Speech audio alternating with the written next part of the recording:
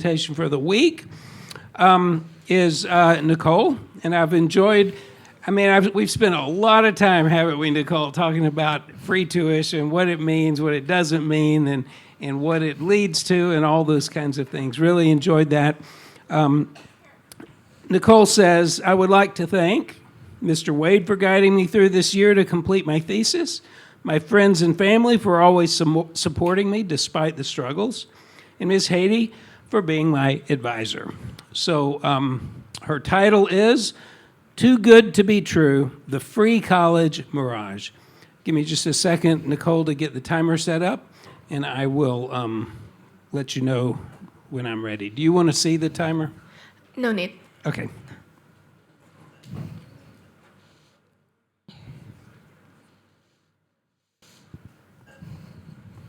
All right, you can start whenever you're ready. Freedom for all. Give us what we need. Take down the system. These are words spoken by hundreds of students during the democratic movement of Indonesia Gelap. All of them agreed that the government's recent developments have been questionable, to say the least, and proposed new policies to ensure justice for the citizens, one of which is implementing free higher education to push for economic and workforce growth and improve society as a whole. Little did they know that this idea of theirs that is made for the betterment of the population can actually cause more harm than good.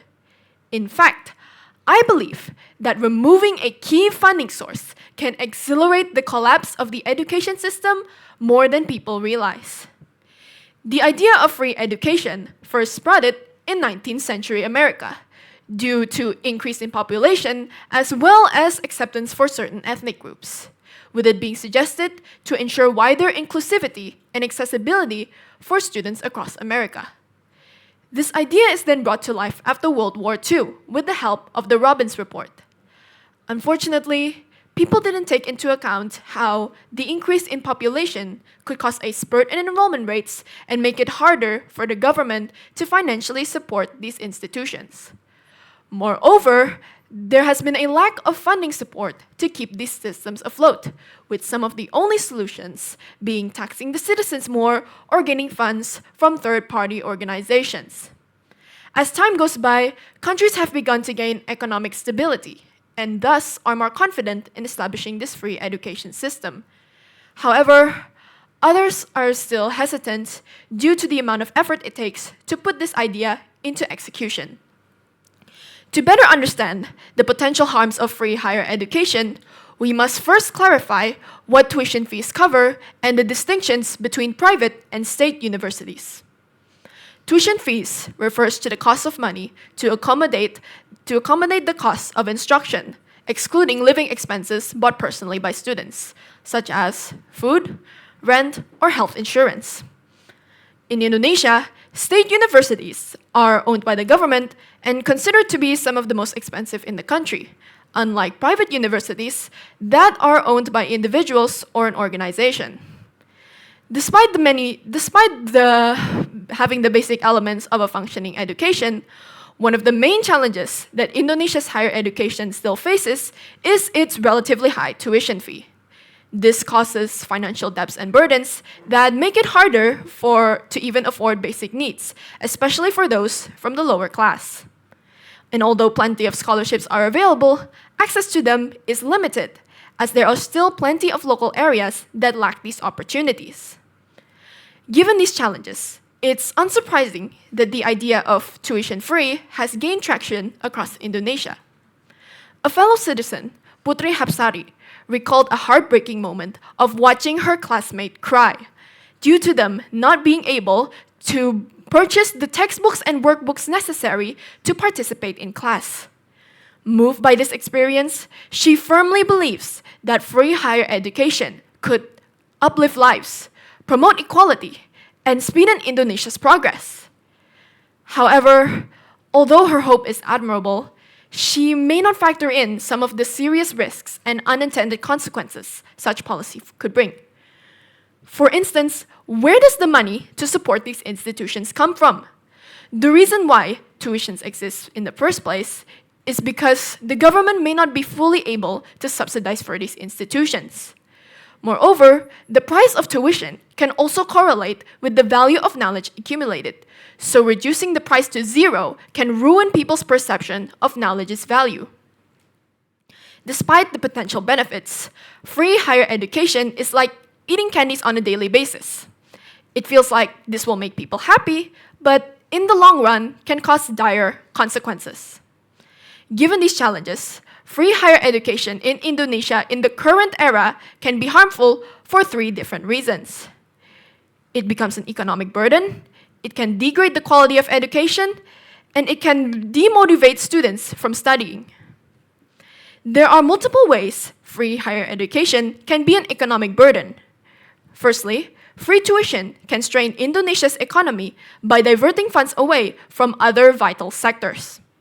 Supporting tuition-free education requires a lot of resources, which may come at the expense of infrastructure, digitalization, or even healthcare, areas that the Indonesia Investment Authority has been focusing on for national growth. Some notable projects that exemplify this is the multiple constructions of tolls and the health system strengthening project. This debate teeters on a knife's edge between bold progress and practical responsibility. Before tipping one side too far, we must first ask, what is Indonesia willing to trade for in return? One solution to this issue might be to tax the citizens more. However, despite its good intentions, such taxing can only harm the citizens further. In fact, this method is already being questioned in countries that implement tuition-free policies. An example of this is Germany, where the IFO Center of Economics of Education conducted a survey and analyzed the number of people that push for free higher education before and after the policies implemented. Before the application, more than half of the population pushed for free education. But after the implementation, around 44% were in favor of reimposing tuition fees due to the unexpected costs, one of which was the increase in tax rates to subsidize for these institutions. In an interview with Al Jazeera, Murnianti, a local spa worker, shared her experience of having to depend her family's livelihood on her husband's taxi work and her own service career. But when taxes soared, her family became trapped in a cycle of financial stress, one they never anticipated. For some, tax increase is just a number on a government report. But for others, it's a harsh reality that reshapes their daily lives. Murnianti is just one of many people suffering under the weight of increasing taxes. A warning that if Indonesia were to follow the path of free college by implementing higher taxes, how many more families like hers would have to bear the consequences? Beyond underfunded sectors and increasing taxes, free higher education can also threaten the balance between private and state universities. Since the government can only financially support the public universities, private institutions, despite offering specialized programs and high-quality resources, may struggle to compete. Imagine you walk into a library lined with all kinds of books, some educational, covering academic topics, while some fictionalized, diving deep into fantasy tales. All of a sudden, several of the sections that display these educational books start getting replaced with more fictional ones, leaving the few academic books that still remain to be forgotten and left in the corner, gathering dust. The same thing could happen. Public universities will be flocked, while private universities will not accommodate as much students as they used to. Moving on to the next argument, free higher education can degrade the quality of education. When education institutions don't charge their students, it's always likely that enrollment rates will boost, which can lead to a higher probability of overcrowded classrooms. Research shows that overcrowded classrooms can overwhelm educators by noises, disruptions, and heavy workloads that make it harder to offer effective instructions and individual attention. As a result, students may struggle to participate, lack access to resources, and face lower academic performances. The worst part about all of this is that most of these effects takes place among students from low socioeconomic backgrounds, the exact people free college is trying to assist, as not only will they lack access to resources, but they will also face discrimination in an overpopulated environment.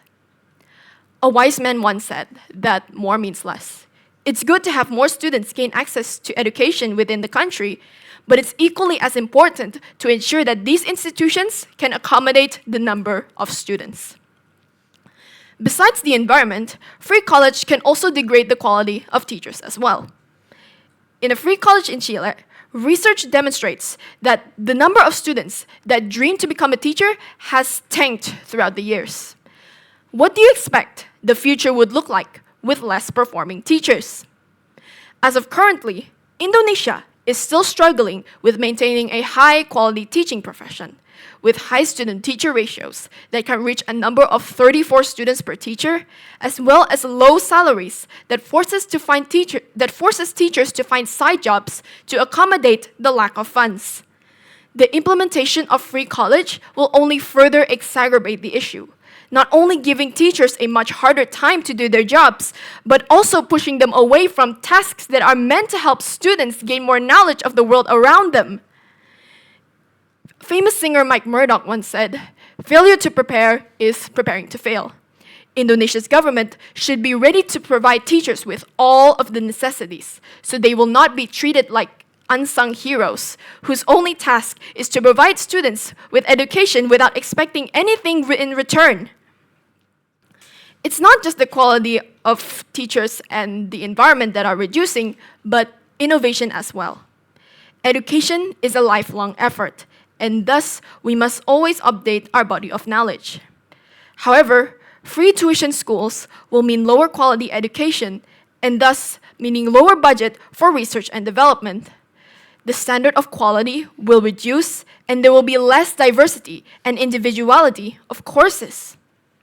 It's almost like the current situation between handmade and AI art, where a real-life artist will create something out of a place of passion and subjectivity. An AI will create something based on the hundreds of images that have existed before, almost creating an exact replica. The same thing can be said with these education systems. Making college free can ensure more students gain access to education, but the quality of the education itself may not be as adequate as it used to be. Lastly, free college can demotivate students from learning. One of the main causes of this demotivation is the lack of monetary stakes, which refers to something that you invest in that is risky. Aysegul Sahin did an analysis of low tuition, high subsidy policies in her city and found two primary causes. The ratio of less able and less highly motivated students increased amongst college graduates, and all students, even those that are motivated, respond to lower tuition levels by choosing to study less. She also made an approximate ratio that for every 10% decrease in tuition, 5% less study time will follow. Now, I want you to imagine two students, Bob and Sean. Bob attends a free college and faces no financial pressure from his parents. Without insistence, he chooses to spend his time skipping classes and playing video games, which ends in him wasting 4 years of his life without gaining any actual skill. Now, let's take a look at Sean. Sean instead works tirelessly in college because he knows his parents work hard to be able to afford the tuition necessary. In the end, he graduates college with a degree in architecture. These stories show that despite free college being amendable, it creates a mindset based on complacency rather than motivation. Secondly, the disappearance of scholarships can also have a negative effect on student motivation. Research on the role of scholarships in learning motivation show that students who pursue these scholarships perform better academically, with some of them reaching a GPA of 3.5 or above. Ayu Santika, a bright student coming from a small village in central Java, wanted to go to college, but unfortunately didn't have the funds to do so. Just as she was about to give up her acceptance, she received a community-funded scholarship that covered her tuition. Motivated by this, she chooses to work hard, join campus projects, and ends up graduating with honors. Now, she works as a junior engineer and mentors the students in her village, showing that scholarships can do more than just pay for schools. They can also inspire success and give back to the community. Finally, free higher education can demotivate mediocre students. Researchers analyzed the quality of students across different colleges and found that most of them emphasize on reputation rather than individual skill, thus creating higher differentiation in ability levels and indirectly decreasing the motivation of those with medium to low abilities. Free college can also unintentionally attract students who may not be ready for college just yet, adding more into the pile of mediocre students. Researcher Lalita Primadani states that the most efficient way of dealing with these low ability students is to conduct differentiated instruction. However, the nature of these universities mentioned previously, how they emphasize on reputation, makes these solutions rarely come into fruition. Which means this can cause the gap between high and low ability students to widen and can cause more discrimination in an already discriminatory environment and mentally exhaust those oppressed. A family member of mine once shared their story of their struggles in college. He wanted to focus on his studies, but unfortunately couldn't because he also had to work part-time for his family's business. Because of this, he couldn't gain a high ranking in scores and was bullied because of it. This highlights that free college without the proper support system can widen existing inequalities and leave struggling students even further behind, socially, academically, and emotionally. Despite the many arguments against free higher education, some argue that it's still worth it. In fact, some believe that by removing financial barriers, people can gain more opportunities, which can lead to a more educated population, and thus increasing innovation and economic growth. While they aren't wrong, just because someone has a degree doesn't instantly mean they'll get a job. In fact, the Manpower's Ministry Satu Data database shows that out of the 8.5 unemployed Indonesians, around 600,000 of them are college graduates. If free college were to be implemented, then the mismatch between graduate supply and labor demand will only widen as time goes on. Other people might argue that higher enrollment rates isn't that big of an issue, as free college does not equate to easy access. In fact, some universities solve this issue by being more strict with their admissions. However, implementing these stricter admissions undermines one of the foundational goals of free college, giving more access to those who need them, especially students from underprivileged backgrounds. Frederick M. Hess has analyzed this type of situation before and found that students from wealthier backgrounds and more achievements are more likely to be accepted to these types of universities under strict admissions. What makes it even worse is that some of these admissions lack transparency and has even accepted fake diplomas and applications before. Such is the case involving 23 different sham universities that have found several of its students have given such applications. Throughout this entire thesis, we've discussed how free higher education can damage the country's economy, the quality of education, as well as the motivation of students. Overall, it's clear to see that Indonesia may not be ready to implement this type of free education system for now. There's a quote that states, "Hope is the belief in the probability of the possible rather than the necessity of the probable." Instead of focusing on just the welfare of marginalized groups, we should focus on the welfare of society as a whole. if the solution only benefits one group of people and harms the other, then the solution is ineffective and should be rethought. But if free higher education isn't the solution, then what can we do to spread more education for those who need them? What these people need is access to the resources already provided. So instead of going for this go big, go home type of solution, we can instead start by raising awareness or perhaps even increasing scholarship opportunities for local schools and communities through mediums like community meetings, bulletin boards, or even social medias, where they will gain access to some of these programs that offer significant funds. With encouragement from teachers and students, parents may also contribute to this cause, as it's likely they are more familiar with these types of affairs. Starting from a community and expanding from there can help more people gain access to these education opportunities and in due time increase the efficiency of human resources.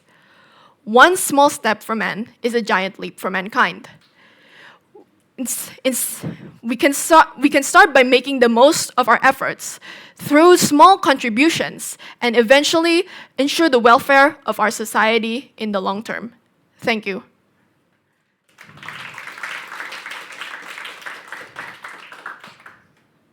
Good job, Nicole. Very good. Our panelists today are Miss Jo and Miss Johan. I think we'll let Miss Jo go first. Okay, hi Nicole.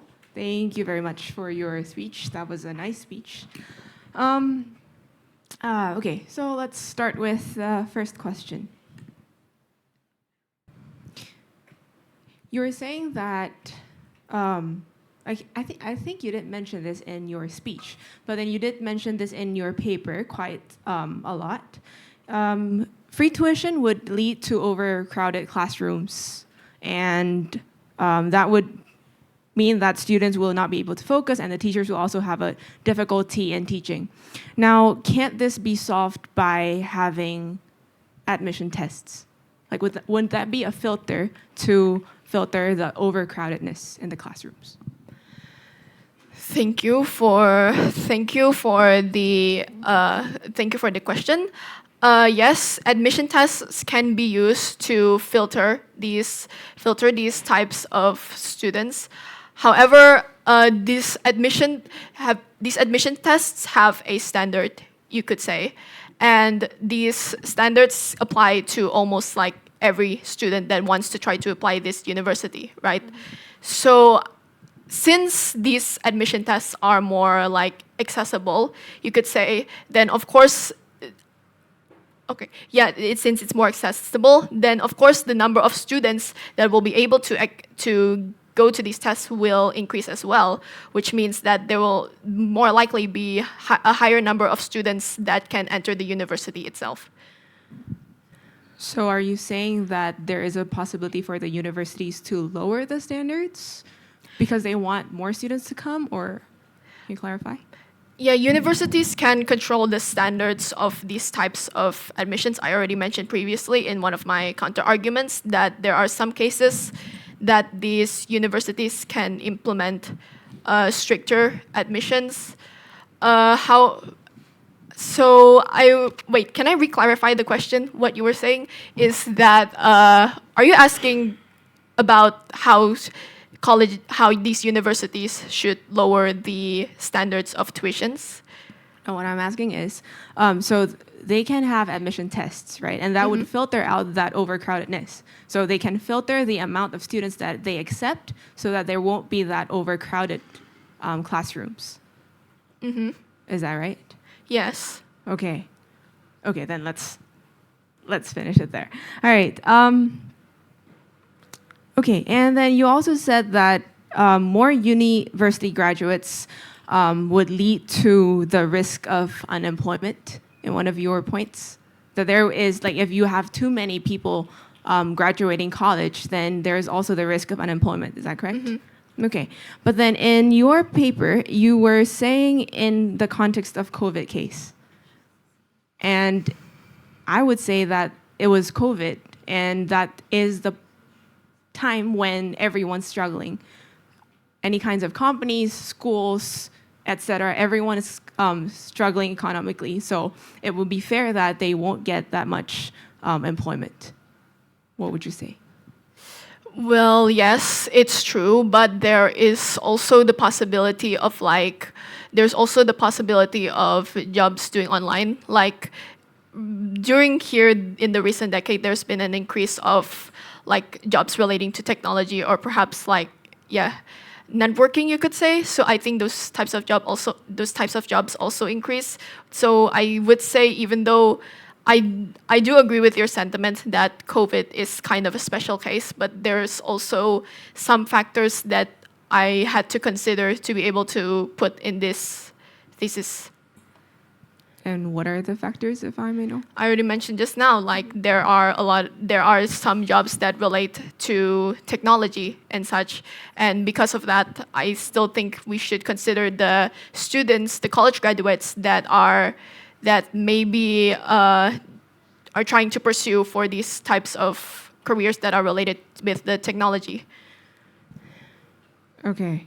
And one more thing about the Manpower's Ministry Satu Data database you mentioned, that out of 8.42 million unemployed Indonesians, there are 670,000 of them. Yeah, I round that up in the speech. Yeah, and that's no problem. But then if you calculate that would be about 8% of the unemployed people that are college graduates.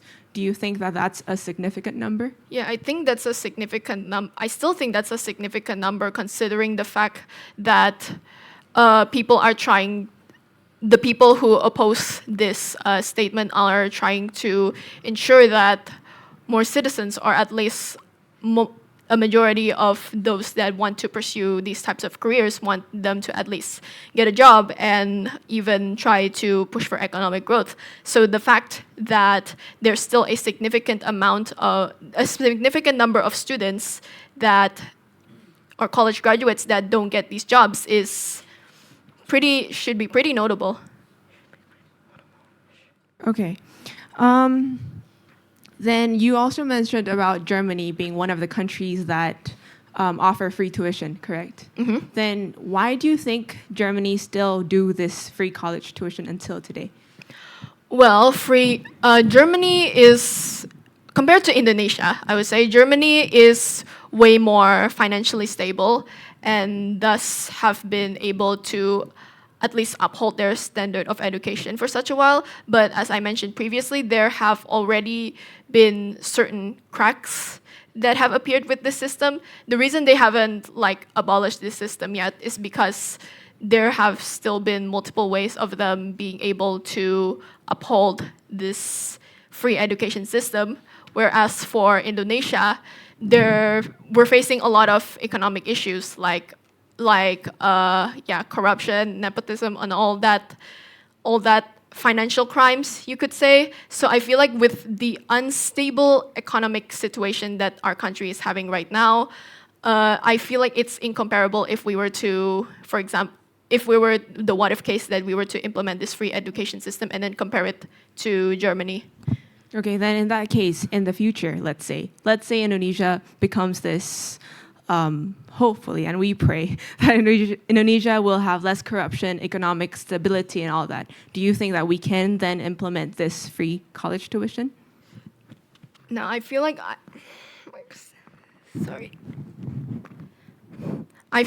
I didn't mention this enough in my speech, but a lot of my cases here in point is that I think the current state of I think Indonesia shouldn't implement this type of free education system for now.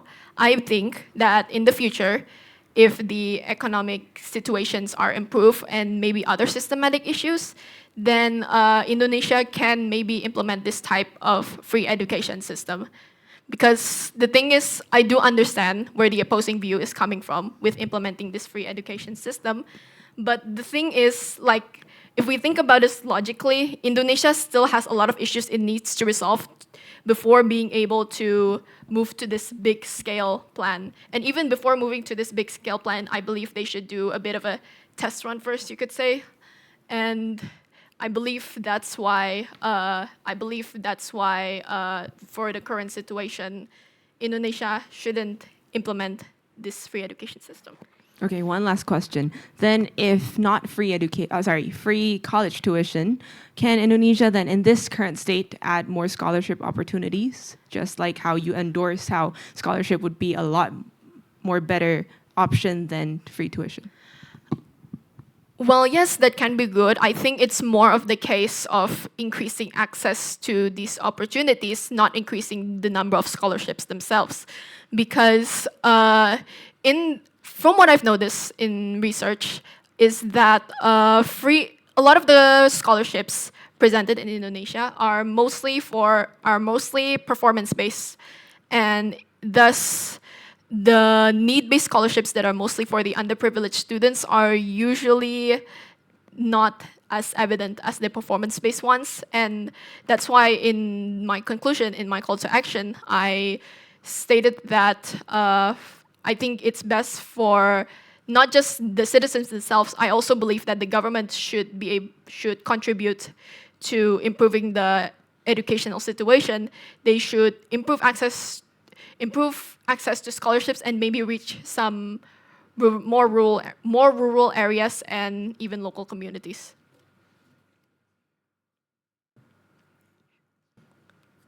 Tess. Hi.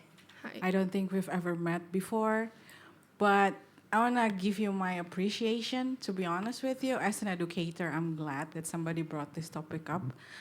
I couldn't agree with you more. I think a school that has free tuition might hurt the teacher's quality in the long run. Don't you agree, teachers? I don't think we're going to go to work if we don't get paycheck every month, right?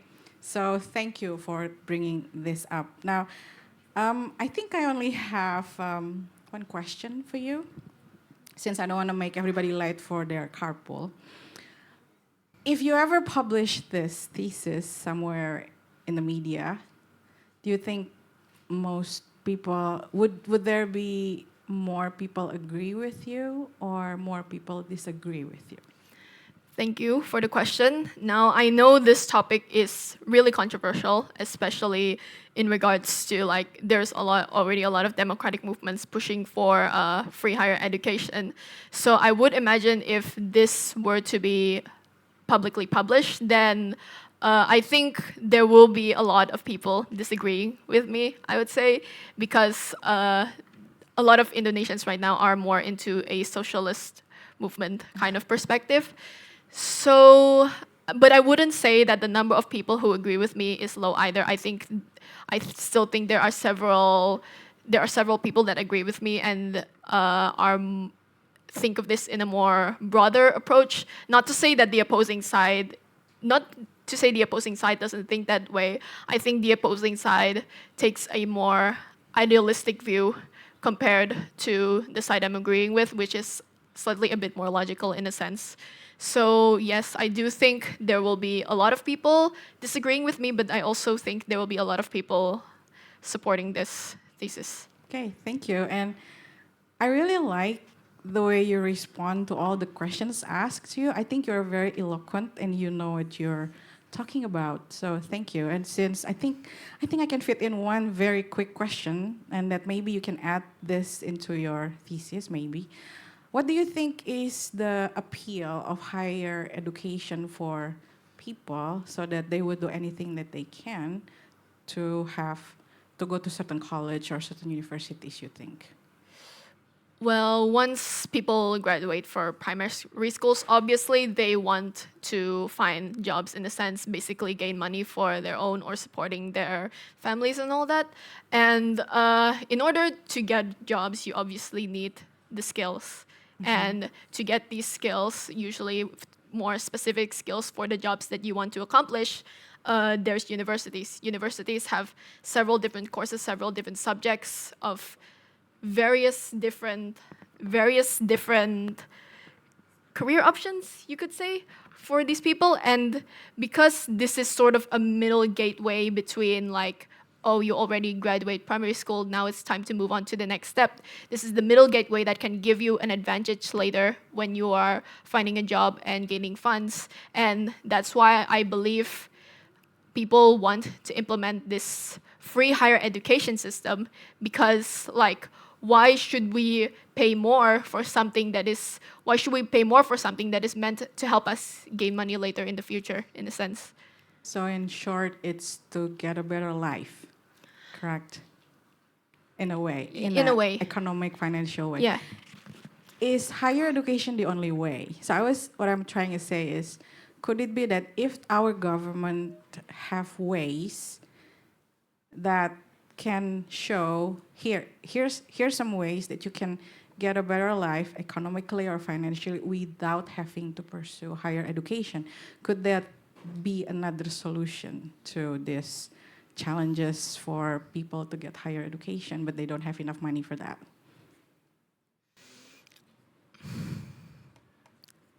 Can you give me a few moments? Sure. I think think. you're doing great. I couldn't imagine if I'm in your place, I wouldn't be able to answer anything, I guess, out of nervousness and anxiety. Go ahead.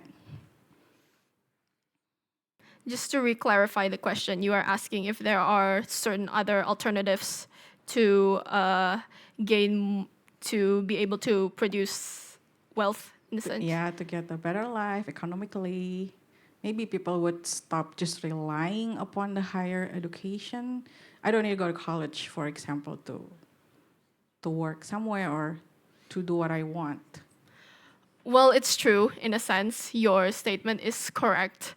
I did mention previously that college is sort of like, you could say, a boost for this kind of thing. You can go find work without having to go to higher education, but the legitimacy of your skills will not be as evident for the people managing these types of jobs. So I think, yeah, free college is not free college. University itself is still significant in this sense.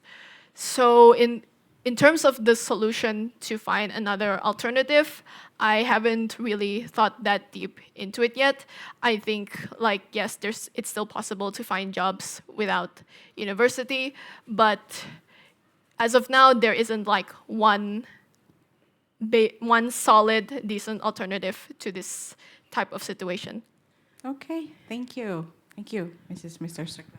Okay, so one of the things that I was sort of thinking about is that when you think of higher education in Indonesia, one of the problems, it seems to me, is that especially in the rural areas, in the kampungs, people don't value education. They drop out after sixth grade, right? And they go to work in the fields. And is free college, maybe it would be incentive to get these kids to stay in school so that they could go to college instead of dropping out after sixth grade. Do you think that's true? Or how do we go into the kampung and convince the lower class rural citizens of Indonesia how important education is? Maybe that was two questions. Yeah, can you separate them? Yeah, so the first one is, don't you think if we had free tuition for college, maybe it would give some of these, lower class kids in the kampung some incentive to stay in school instead of drop out in sixth grade? Can you give me a few moments to think?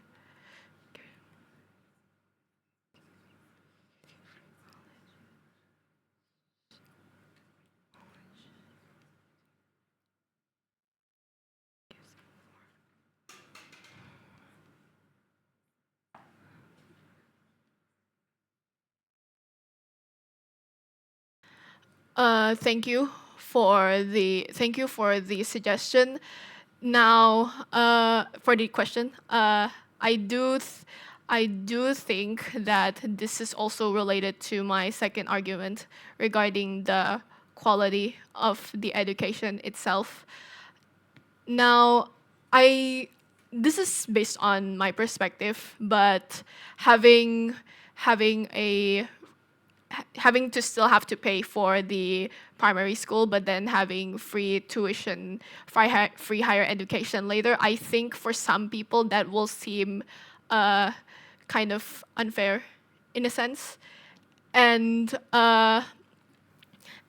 considering the types of considering the mindsets that some of these students have, then I think, yeah, you said they drop out of 6th grade, right? Yeah, they will have to wait for another 6 years in a sense to be able to get this free college achievement.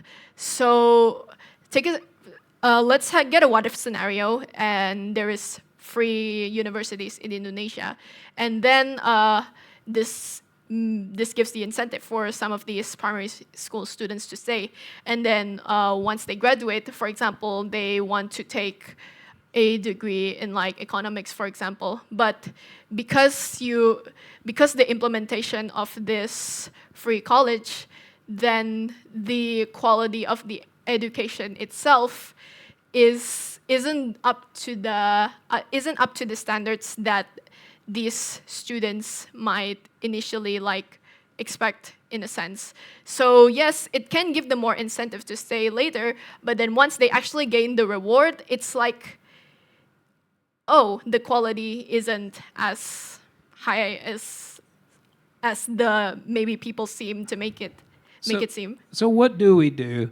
I mean, I think one of the problems we've got is that higher education is not valued in some parts of Indonesia, right? Do you agree with that? Like, how do we give the incentive to those kids in the kampung that education's important and look what they can do with their lives? How do we bring that? How do we give them that incentive if it's not with free tuition?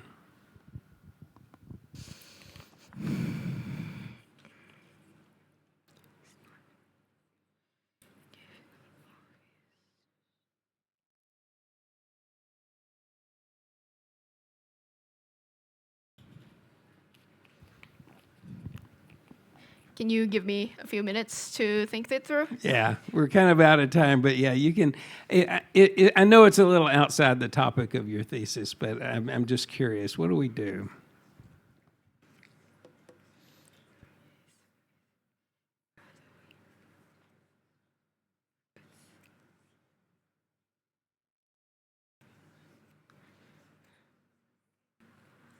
Thank you for the question, Mr. Wade.